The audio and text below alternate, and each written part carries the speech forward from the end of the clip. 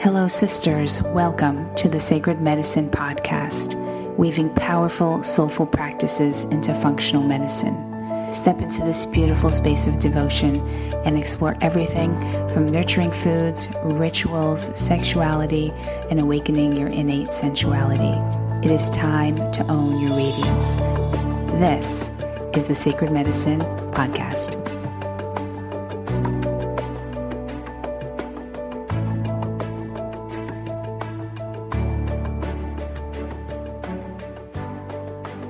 Hello and welcome back to another episode of the Sacred Medicine Podcast. I am your host, Margaret Romero. Thank you so much for joining me today. We have a very special episode with Melissa Ambrosini. She is the best-selling author of Mastering Your Mean Girl, also host of the Melissa Ambrosini podcast show, a motivational speaker, an entrepreneur, and self-love teacher. She's been named the self-help guru by Elle magazine, and her message is that love is sexy, healthy is liberating, and wealthy isn't a dirty word, which has inspired women across the globe to activate their dreams and live life on their own terms. So we actually talk about several topics, and the first one is how to wrangle that mean inner little girl that pops up every now and again, or sometimes all day long, right? So she talks about how to just like squash that little bitch and push her away so you can get on with your day. And one of the things that I haven't spoken too much about on this podcast is about divine relationships and sacred sexuality, which is something, honestly, I want to step in just in such a bigger way this year. And we talk about her relationship, what sacred sexuality is, how to attract your soulmate, and some of the things that, she did in her life. And she talks a little bit about her own relationship with her beloved and how divine relationships are reflections of us. So hope you enjoy this interview. Now on to the show.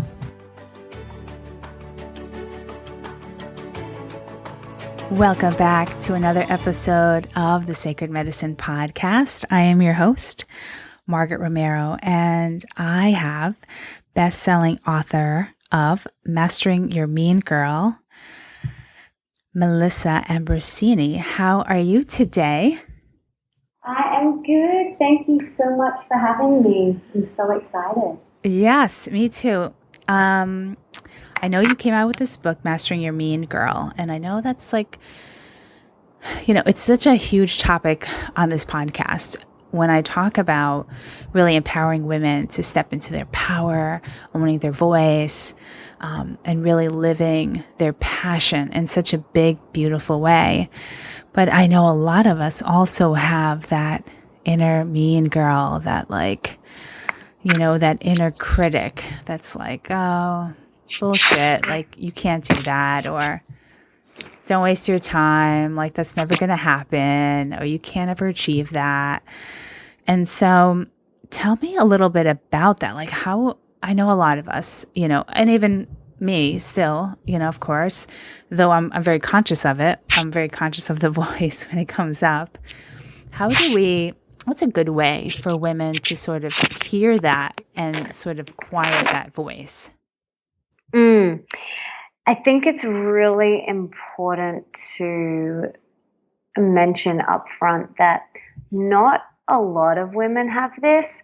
All women have this. Mm-hmm. Men too. It's not just some women, but like you said, because you have the awareness that you have, you're able to catch your mean girl, master her, and come back to your truth, which is love, quite quickly. And that's the same as me. I've been mastering my mean girl now for 6 years, and I will probably continue to master her for the rest of my life. So this isn't about getting to that place where you never have to work out again. It's like a muscle. Right. You don't just do a detox, or you don't just go to the gym for 6 months and then you're like, yeah, cool, I'm done.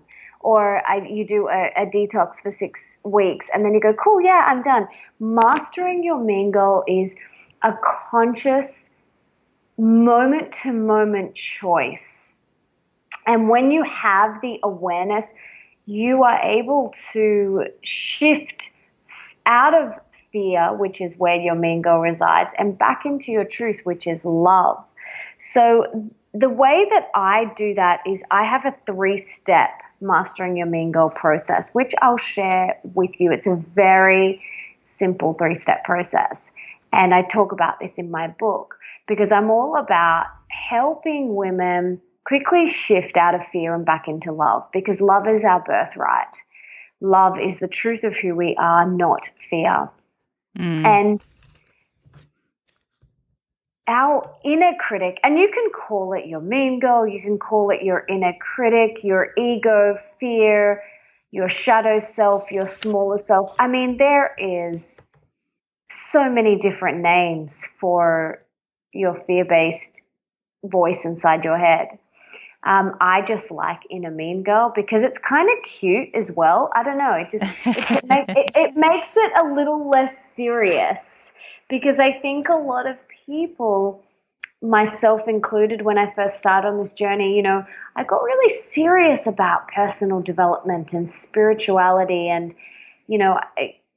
so much so that it was like I was constantly doing my spiritual sit-ups, and I was like, got to do my spiritual sit-ups, but now I have fun with it. I make light of it. When my mean girl pops up, I laugh at her now and I have a little giggle, and it's not as serious. So I'm going to take you through the 3-step process so that people can start to implement this into their life today. Oh, yeah. Okay, let's hear it. Okay, so the first step, and you mentioned this before, is awareness. You have to become aware of what it is she is saying to you, because so many people, myself included, are walking around believing what she is saying. I'm not good enough. I'm not pretty enough. I'm not skinny enough. I'm never going to meet the guy. I'm never going to get out of debt. Who do you think you are? Give up before you humiliate yourself, etc. So we have to become aware of what it is that she's actually saying. And what I do is I write it down. And I write down, my mean girl is currently telling me that I'm never going to get out of debt. Or my mean girl is currently telling me that I am never going to heal from X, or whatever it is. Mm-hmm.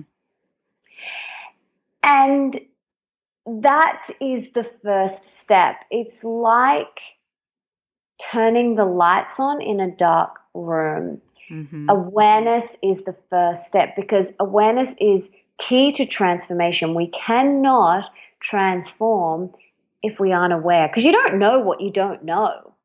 And if you don't know that the room's dark or that there's a light switch in the room, you don't know. But if someone said, hey, there's a light switch over there, and you went and turned it on, it's like, whoa, I had no idea my mean girl was saying this to me, or I had no idea that the light switch was right there. It's Mm-hmm. crazy. Right. So awareness is the step 1. Step 2 is we gently close the door on her. So what I mean by that is we have between 60 and 80,000 thoughts a day. So that's potentially 60 to 80,000 times your mean girl is going to say something negative to you. You're not good enough. You're not pretty enough. You're not smart enough. Now that's a lot. And I visualize, I'm a very visual person. I visualize my mean girl like an annoying salesperson who comes knocking on my front door to sell me something that I have absolutely no interest in, and they want to give me their 45-minute spiel on this product that I don't care about and I'm not interested in, and I've got 50 other thousand things to do. So what we're going to do when that mean girl comes knocking on our door, we say, thank you, but no thank you, I'm not interested today. And we gently close the door. But what most people do is they feel bad and they let her in and they let her come over for a cup of tea. They let her sleep over. They let her hang out for weeks, if not months, if not years. She sleeps in the middle of her and your partner, and you let her wear your clothes. I mean, I've been there. All right. And then awareness pops up and you go, oh my God, I've just been hanging out with my mean girl for like weeks. Right. So we have to gently close the door on her when she pops up. And you'll be able to do that because you have the awareness.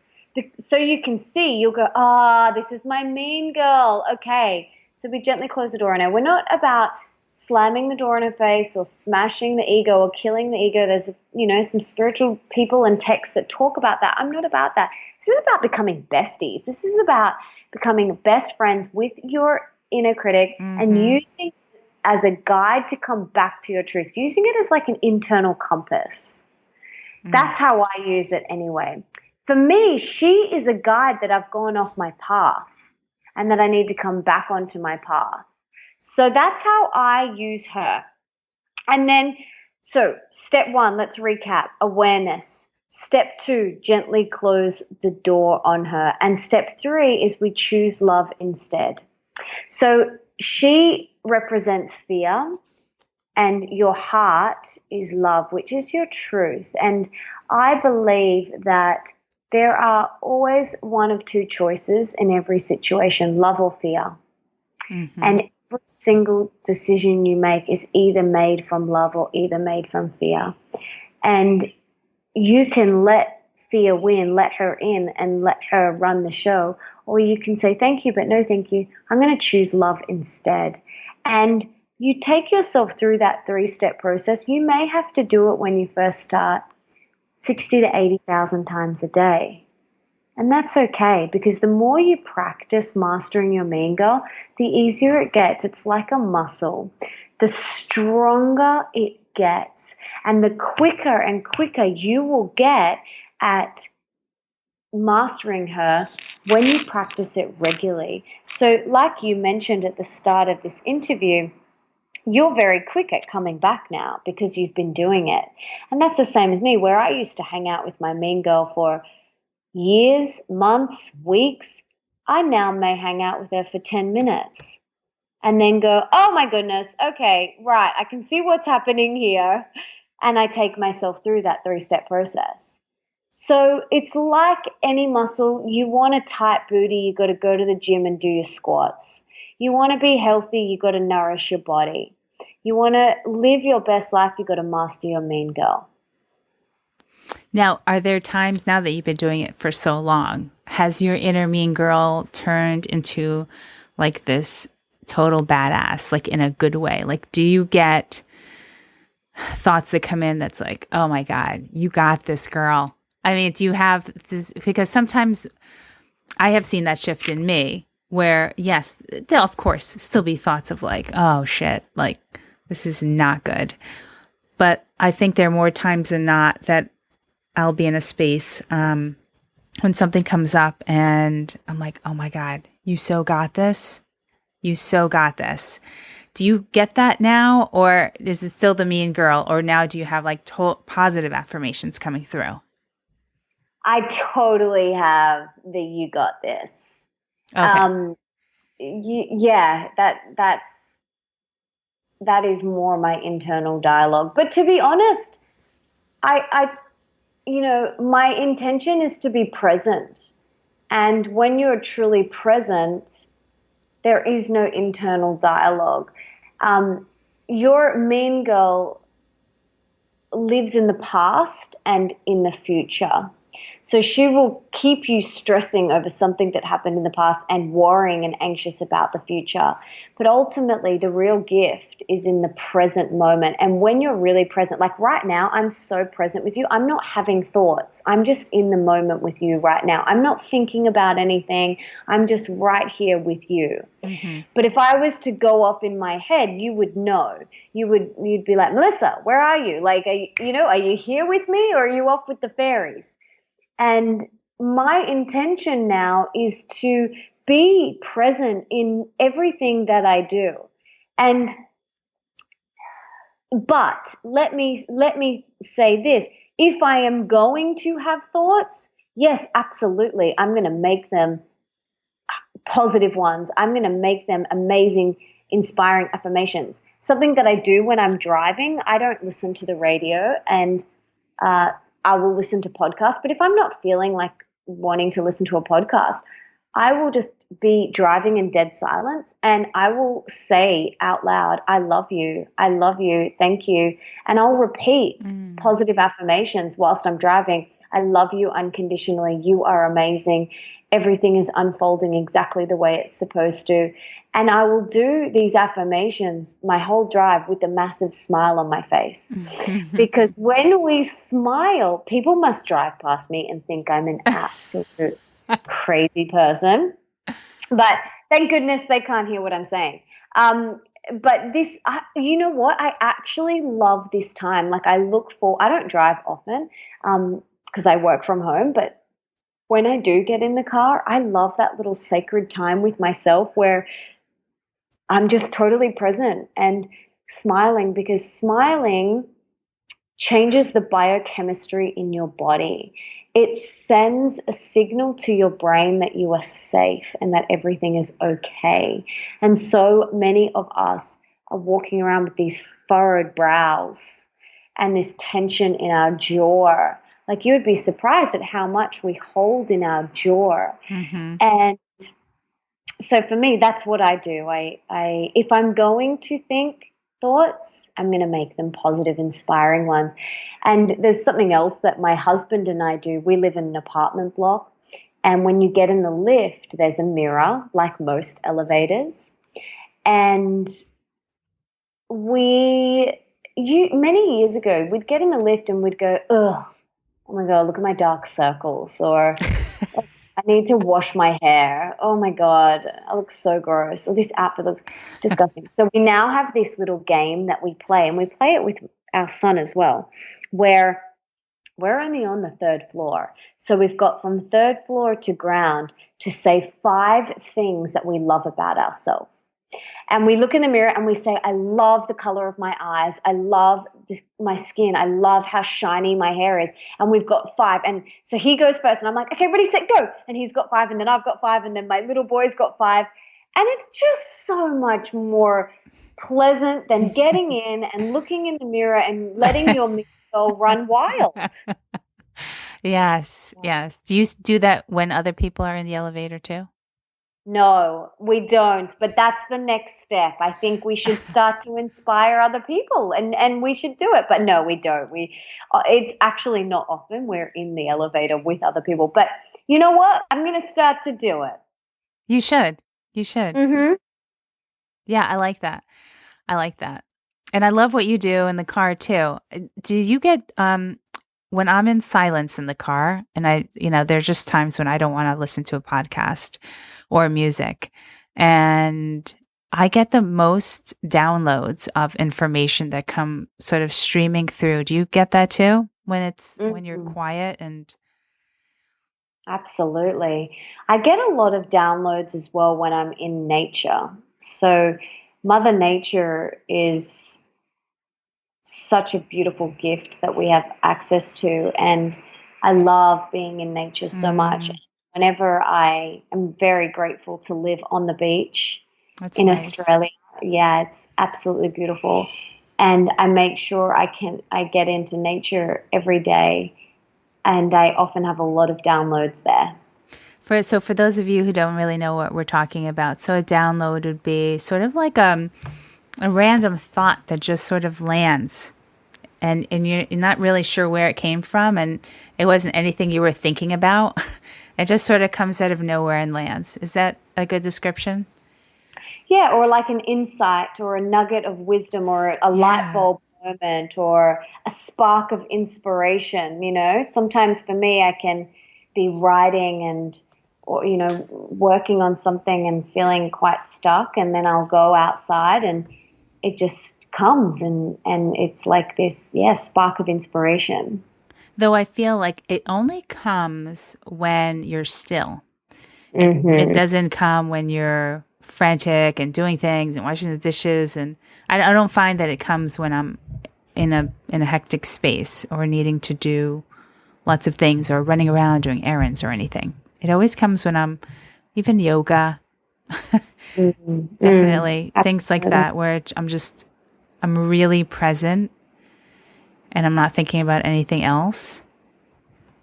Mm-hmm. So, okay. So I wanted to talk about about divine relationships.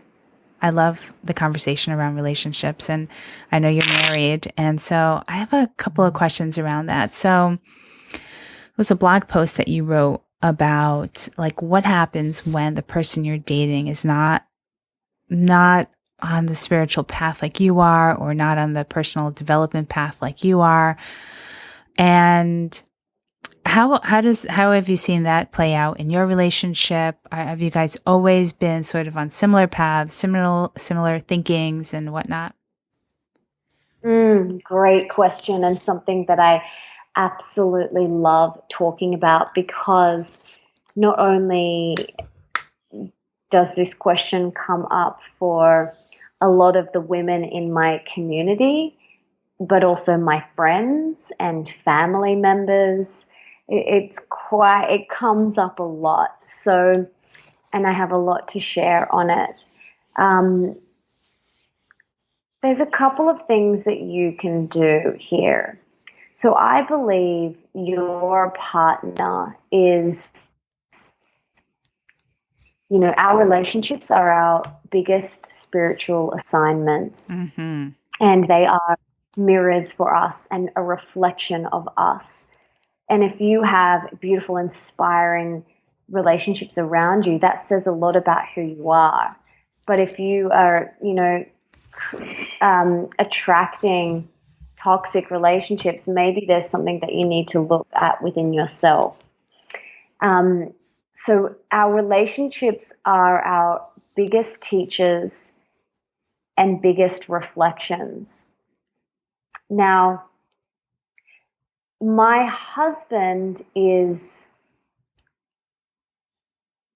my complement. He's not, I believe relationships aren't there to fill voids, although that has definitely happened for me in the past. I've filled voids in men and they have filled voids in me.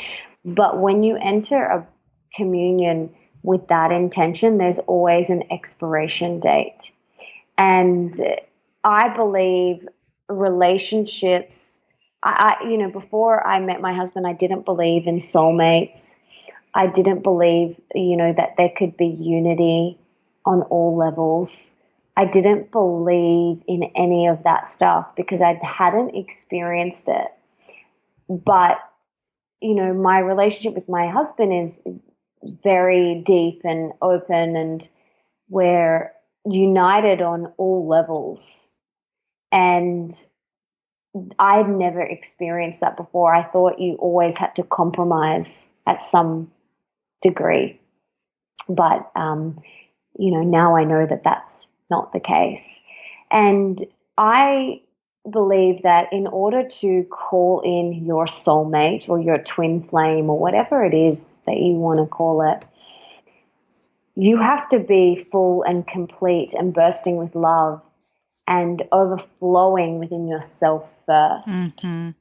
so that you can call in the other person. And this, your soulmate is whoever you declare it to be, whoever you give that title to. And you can give that title to 10 people or you can give it to one person. There are no rules here. This is about you and your journey. And I have chosen to give the title of my soulmate to my husband and to my husband only. And but in saying that, like, there's one of my best friends who's a girl, and I'm like, where's soulmates? Where's something? Like, there's something there, and maybe soulmate, we can come up, like we say soul sisters, so it's whoever you give that title to, is your soulmate.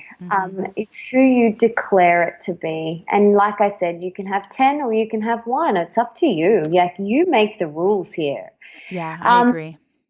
So if you are, I just wanted to say that is possible. Experiencing really deep, open, conscious love with another is absolutely possible, and it is your birthright, right, if you believe it to be. And it took me a long time to feel deeply worthy of the love that I experience now with my husband, because I didn't feel it within myself first. So I had to really work on flexing my own self-love muscle before I could call him in. And is he also on the same sort of spiritual path as you when you first met? Absolutely. Yes, absolutely. We kind of met at very similar stages in our life, but he's almost been on the journey longer than I have. His father is quite spiritual and esoteric and conscious and healthy. So from a really young age, my husband was exposed to spiritual texts and consciousness and terminology that not a lot of us are exposed to at a young age. His parents learned to meditate in the 70s in England with Maharishi. And so, yeah, he was exposed to it. But of course, when you're young, he didn't think anything of it. When he was in his teens, he was almost like, oh gosh, there goes dad again with his crazy woo-woo spiritual stuff. But, now he's deeply grateful for that knowledge because it's transformed his life. I love that. So your relationship with him has always been very from the get-go. I mean, you guys have been on similar paths. And so what do you tell women who come to see you that if they feel like they are on a path, they're growing, but their partner really isn't, and their partner really isn't on board? So, yes, I have entered this relationship and we have been aligned and on the same path from day one. But I've also been in other relationships before my husband where that wasn't the case, where I was spiritually growing and evolving and they weren't interested one bit. And eventually it dissolved, obviously, because I'm not with them anymore. But I just want to say that whatever you truly desire in a relationship is possible, and that you don't have to settle. And if you desire someone to go on this journey with and to spiritually evolve, then that's absolutely your birthright. And I hate that women tell themselves, or they let their mean girl tell them, that they have to settle or they have to compromise, because you don't. In saying that, if you are with a beautiful man and you love him dearly and he doesn't want to come on the spiritual train, you have one of two choices. And this is it.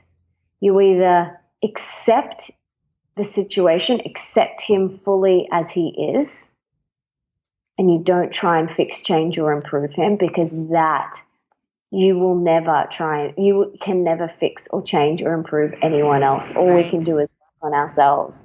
And that's going to be a long, hard slog trying to do that.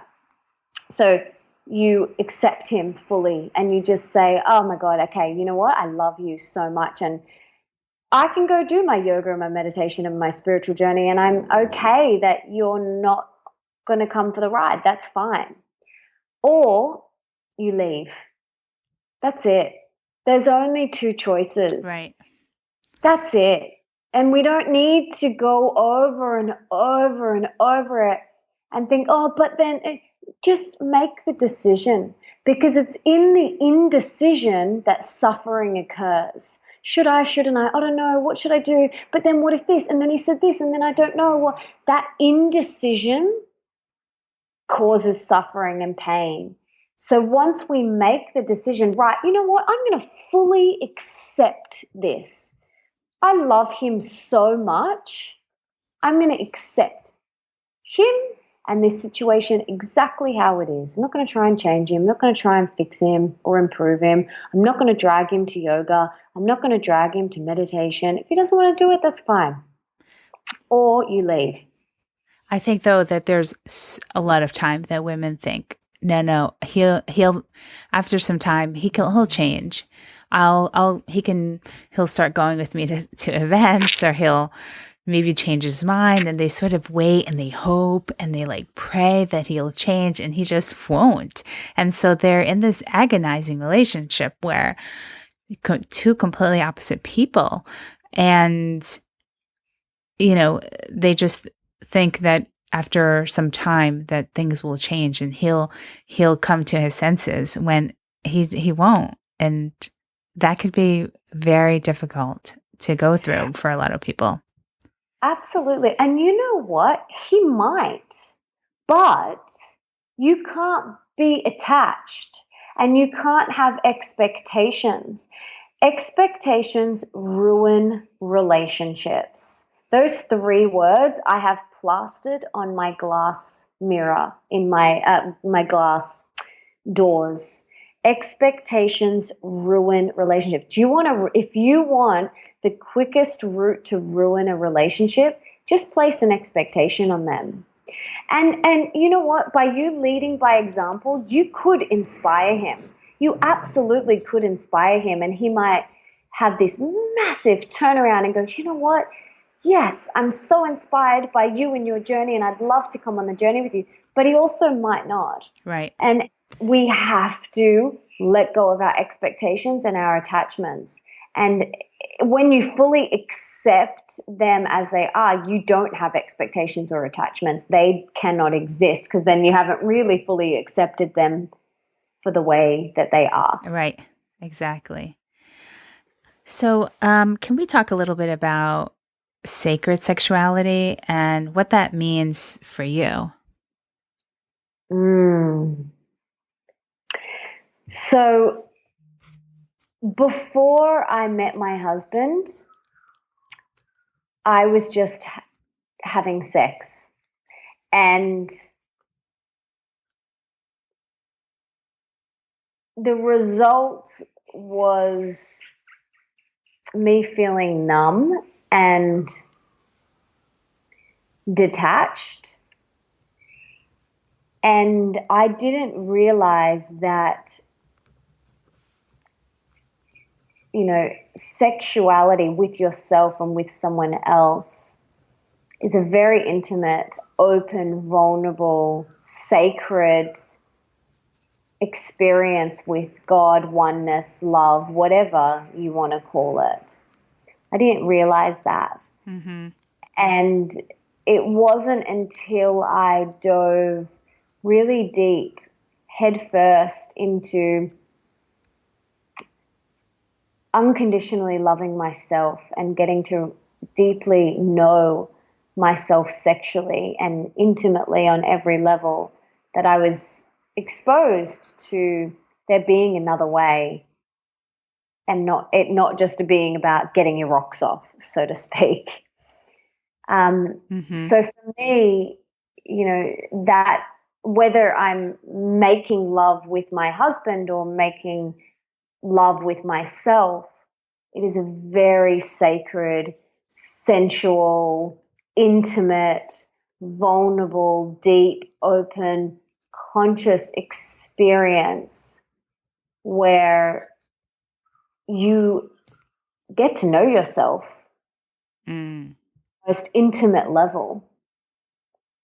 And like I said, whether that's with your partner or without your partner, if you show up with that intention to be open and vulnerable and treat it like a sacred experience, Yeah. you'll be taken to depths of love and depths within yourself that you can't even comprehend. So I'm curious then, once you met him and you were not really aware, or maybe you were, I don't know. I don't know what the transition was between you having dated prior to him, and then had you experienced sacred sexuality in relationships prior to him? Not really, but with myself, I Okay. had. So Okay. before I got with my husband, I was doing a lot of, reading a lot of work from David Data. I don't know if you know him, Yeah. and reading a lot about Tantra and Taoism and things like that. So I was exploring a lot on my own. And so before I got to my husband, I had really deepened my sacred sexual connection with myself. And so had he.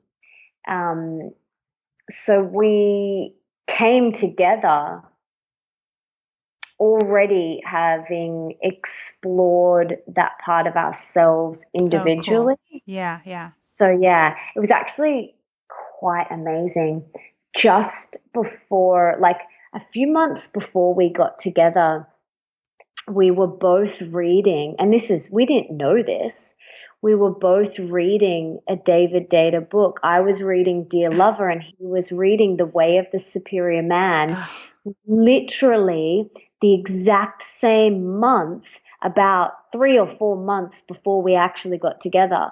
So when we came together, a lot of our conversations were around the work of Tantra and David Data and all of these amazing teachers. And he said, "Oh, when did you read that book?" And I was like, "Oh, 3 months ago." And he said, like exactly 3 months ago? And I was like, "Yeah, exactly 3 months ago." And we were both reading this, the same teachings at the same wow. time. It's Yeah. amazing. I love Yeah. David Data, and I love Nice. Dear Lover.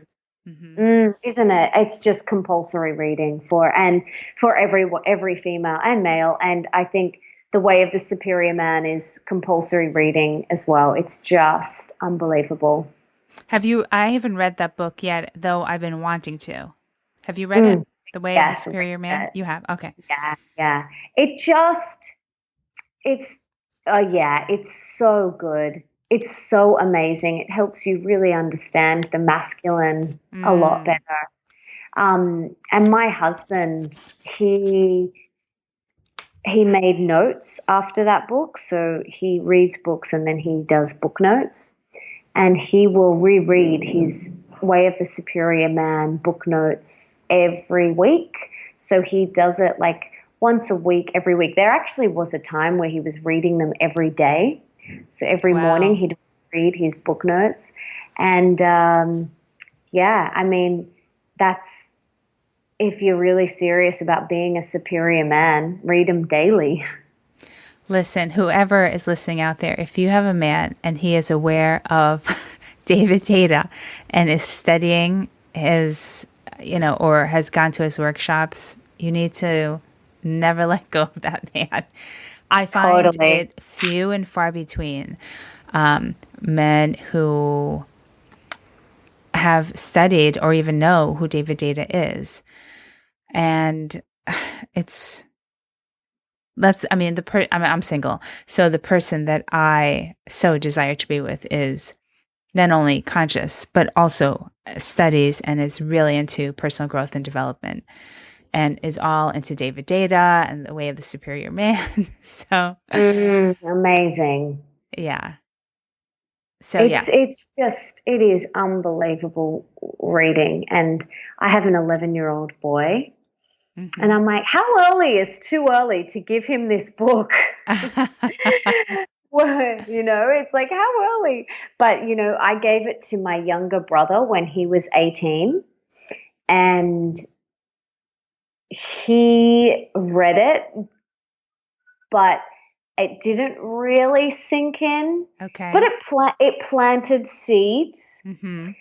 And then he revisited it when he was 25, and he said to me, "Oh my gosh, like thank you so much for giving me that book, and it's changed my life." And he goes, "I wasn't ready to really receive it when I was 18." I said, "That's okay, when you're ready, you're ready."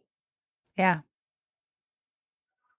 Oh, well, that's good. And is he coupled? Does he have someone that he's able to sort of have these practices with or share? Yes, yes, he is. He is, and he's still evolving. Like um, he's very much, very for his age. He's very open and conscious to this way, which is great. And I just continue to remind him. I'm like, read the book again, or read your notes, read the book.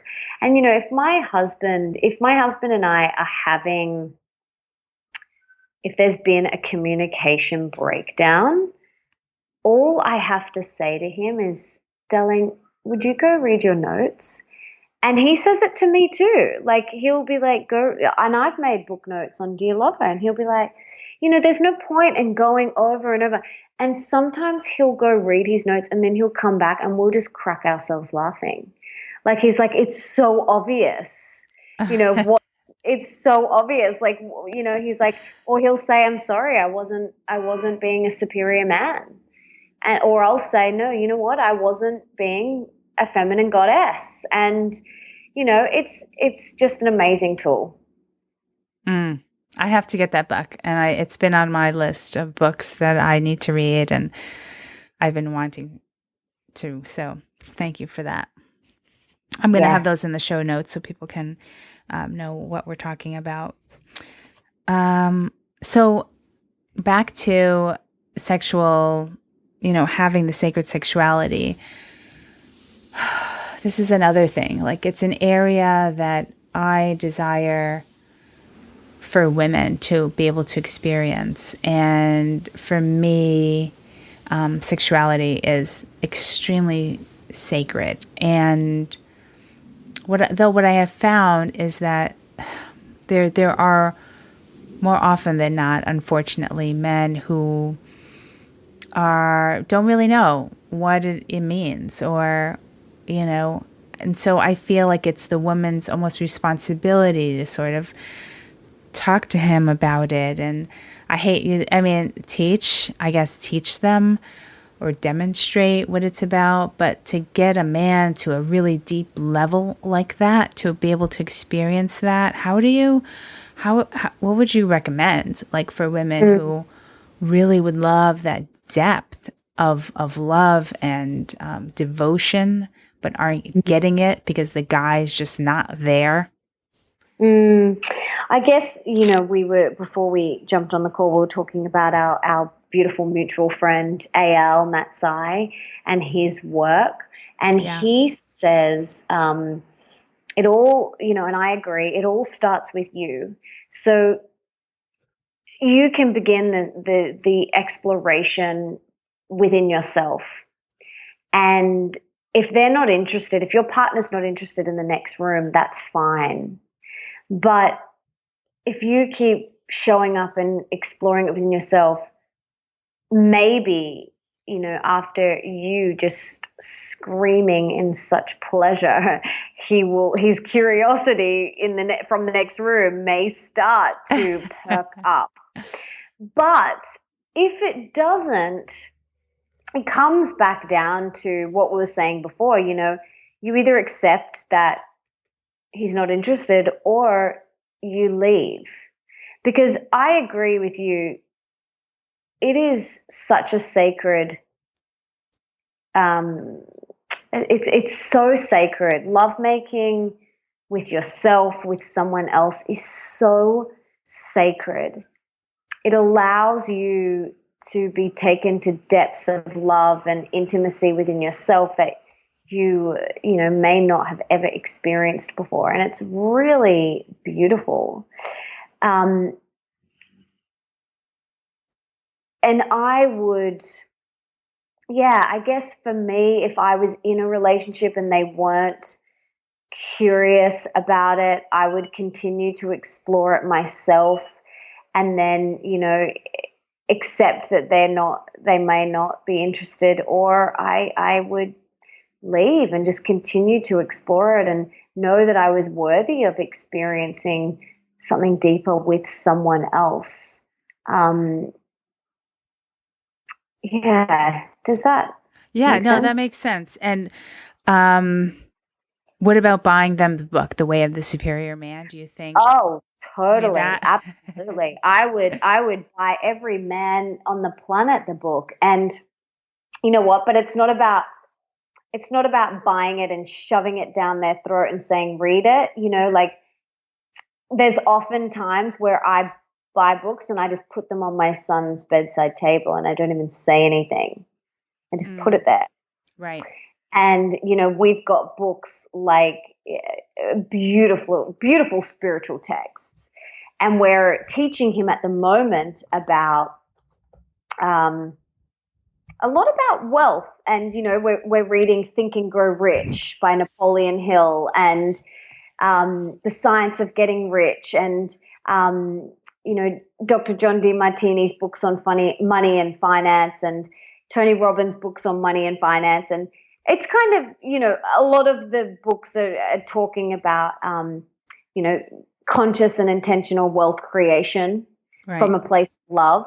And so that's something that's really important, especially to my husband, to teach our little boy about. So we've got a whole bunch of books that we just popped beside his bed, and every night they read a couple of chapters together and they discuss it, and then I think in a few years we'll start exploring sex and relationships with him, and we might pop The Way of the Superior Man just on his bedside table, and just see what happens. I think you can always just put it there. You can gift it. You can say, this book really inspired me. I think you'd really love it. That's what I did with my brother, even though I so desperately wanted him to read it straight away. He didn't. Right. He didn't. I just had to let go and surrender and just go, you know what? He'll return to this book in his own time. And he returned to it, 6 or 7 years later. So it may not happen immediately, but, the seed is planted.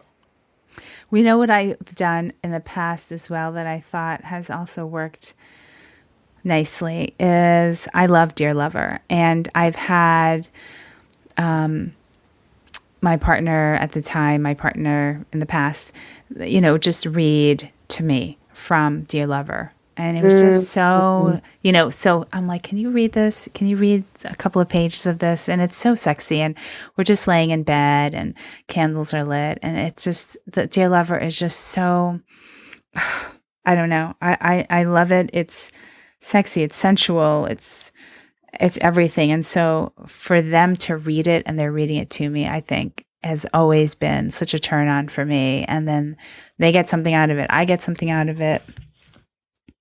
That's one thing I've done before. I've never had anyone ever say, I'm not reading that, or what is this Mm-hmm. crap? I've never Mm-hmm. had anybody say that before. So, um, yeah, that's one approach that I like. That's a beautiful thing to do. Yes, we've done that as well. We have read very sexual texts to each other in bed, and it's really beautiful. So, I'll read a section, and then he'll read a section the next night, and we swap, and it's so beautiful to do. And it doesn't always lead to lovemaking. It's just a beautiful, intimate thing to do together. It is. It really is. I love it. I really do. I love being read to. Mm.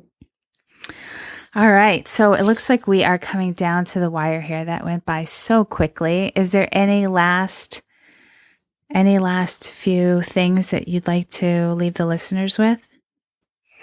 Mm. I mean, I just want everyone to really know that whatever you desire is possible. no matter what your mean girl says to you, if you desire vibrant health, you are worthy of that and you can experience that.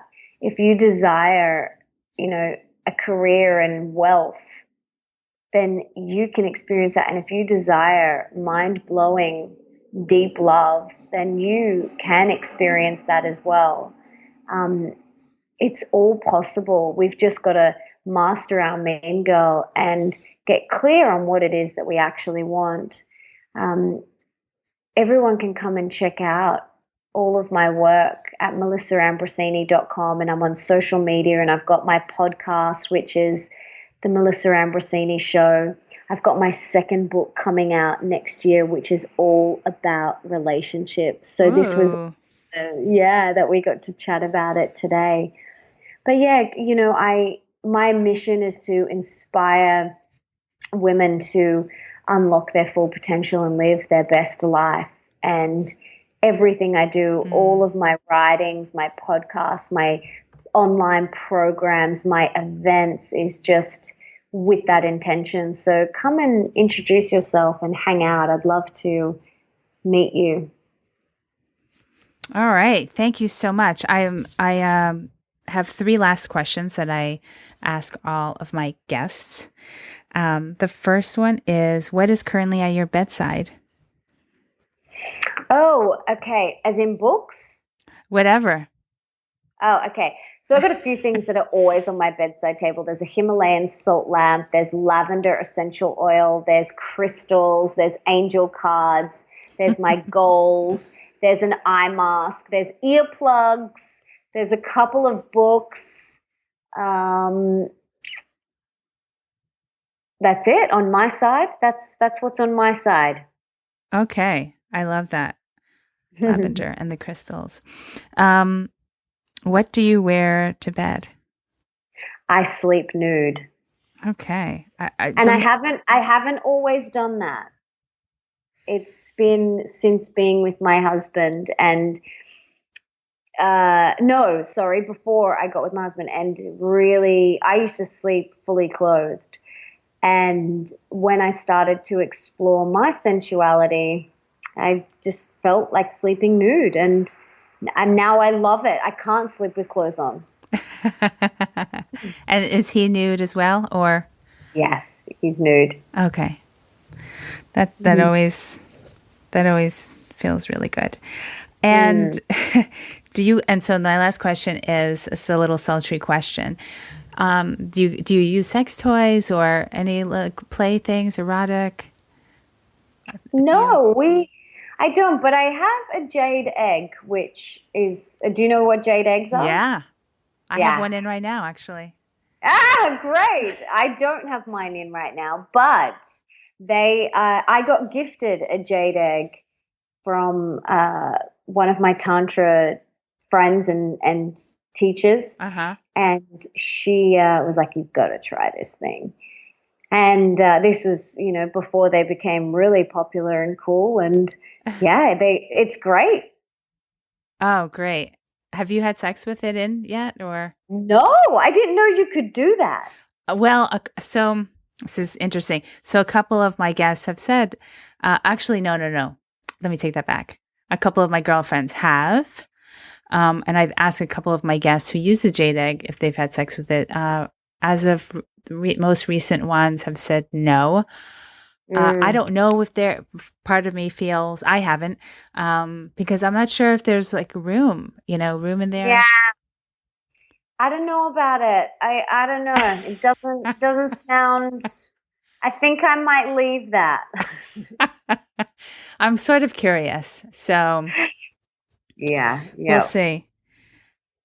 All right. Well, thank you so much. I so appreciate all your wisdom today. I know the listeners will love it so much. I love talking about sacred sexuality, and I just haven't spoken enough about it. So thank you for being so wise around all of that. I can't wait for your next book. Do you have the title for it yet, or not really? No. Okay. Not yet. There's a couple of options. Okay. And good luck with your podcast. It's so awesome that you have that new. Everyone should go out and listen to the Melissa Ambrosini show. It's found on iTunes. And I'll put all the links in the show notes. So have the most beautiful weekend. Thank you so much for your time. And I love what you're doing, just empowering women and your goddess circles. It just all sounds amazing. Thank you so much, darling. And thank you for having me on your show and this beautiful conversation. I'm very grateful. Oh, you're welcome.